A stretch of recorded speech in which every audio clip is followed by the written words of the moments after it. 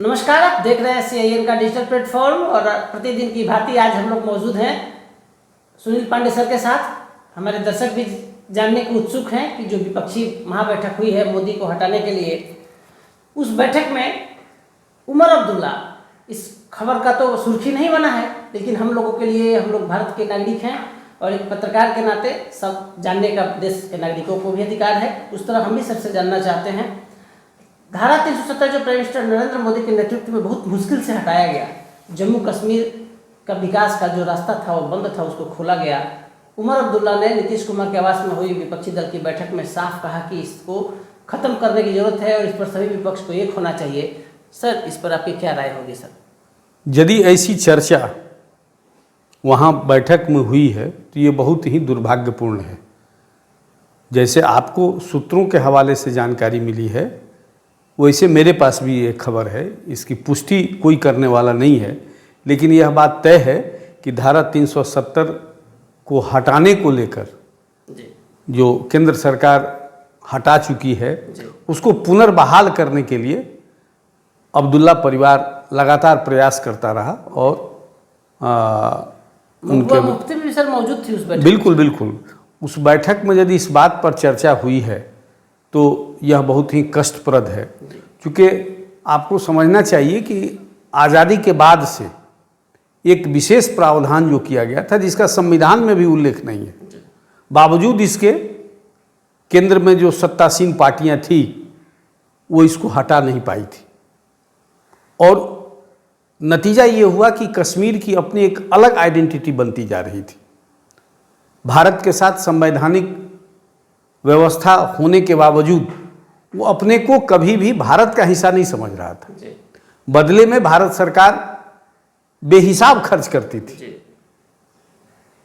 हर ऐसे कई स्रोत थे जिस पर खर्च किया जाता था, जिसकी जवाबदेही स्टेट गेस्ट का दर्जा मिलता था। बिल्कुल चूंकि यह काम भारत सरकार के जिम्मे था ही नहीं, स्टेट गवर्नमेंट के पास था, और वह हर वो काम करता था जो गैर भारतीय या गैर नेशनल इंटरेस्ट की बात हो, वो चीज़ों में इन्वॉल्व रहता था। चाहता हर कोई था। इसी का नतीजा था कि धारा 370 उन्मूलन को लेकर जब विधेयक पेश किया गया था तो तमाम पार्टियां समर्थन की थी। आपको याद होगा, आपने भी समर्थन किया था और नीतीश वॉकआउट कर गए थे, एब्सेंट हो गए थे, मतलब मौन समर्थन था। जबकि उस समय वो एनडीए का पार्ट नहीं थे, उस समय वो एनडीए से बाहर थे। लेकिन राष्ट्रीय हित पे 370 को हटाया जाना यदि वो उचित उन्होंने समझा तो उन्होंने मौन समर्थन दिया, अप्रत्यक्ष समर्थन दिया। यह मेरा दावा है कि यदि ऐसे मुद्दे उठे होंगे तो जो साथ बैठे दूसरी पार्टियों के लोग हैं उन्हें भी बहुत अचंभा हुआ होगा।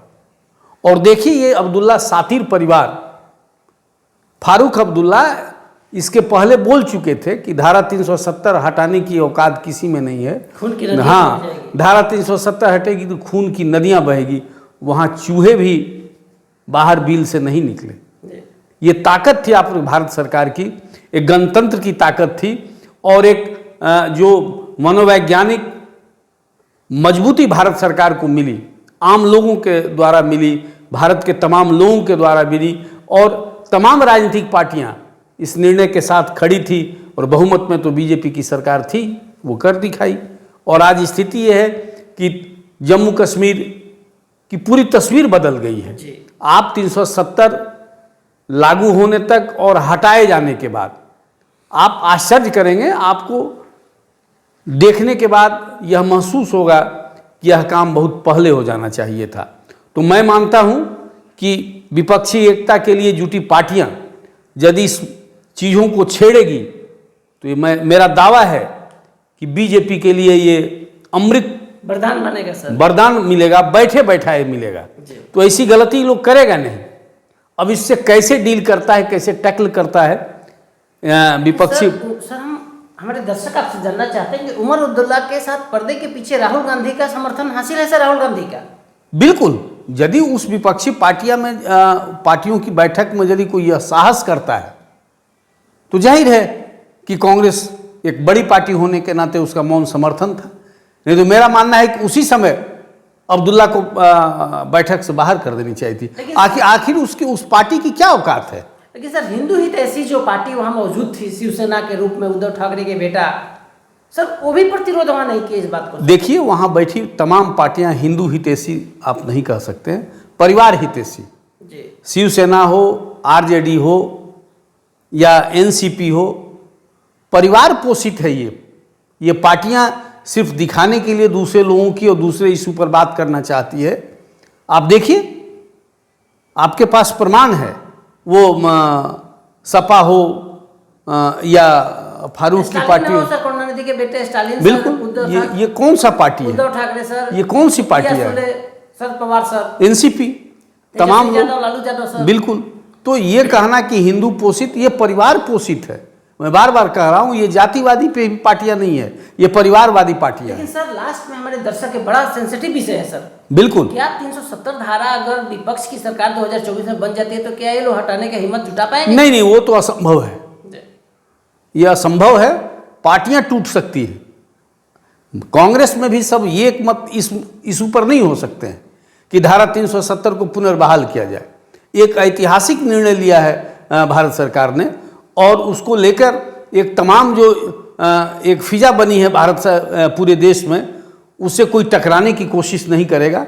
और मैं समझता हूँ इतनी बड़ी राजनीतिक भूल करने की कल्पना भी आप नहीं कर सकते हैं। नीतीश कुमार सर बिल्कुल नहीं। कई वहाँ शीर्षस्थ नेता थे जो इस बात से अचंभित हो गए होंगे यदि फारूक ने ये बात रखा होगा, उमर अब्दुल्ला परिवार ने रखा, तो ये दुर्भाग्यपूर्ण आप मान सकते हैं, और ऐसी गलती लोग नहीं करेगा। तो दर्शकों आप जान लें कि सर ने साफ कर दिया कि 370 धारा हटाने की जरूरत किसी भी केंद्र सरकार में अगर गैर विपक्षी बीजेपी सरकार बनती है तो उसके अंदर नहीं है। और नरेंद्र मोदी ने देश हित में बड़ा फैसला लिया, इसे टकराने का भी हिम्मत किसी विपक्षी दल के नेताओं में नहीं है। और निश्चित रूप से उमर अब्दुल्ला परिवार का लगातार प्रयास है कि वहाँ 370 धारा वापस हो, लेकिन यह संभव नहीं दिखता है। हमारे दर्शक के निश्चिंत हो जाएं और निश्चिंत से रात में सोएं कि कोई तरह का चिंता करने की जरूरत नहीं है। देश हित में लिए गए मोदी सरकार के फैसले के साथ छेड़छाड़ नहीं हो सकता है, चाहे विपक्ष में किसी की भी सरकार बन जाए। हमारे सहयोगी सन्नी के साथ कसलंदर। Right message, right communication. Country Inside News.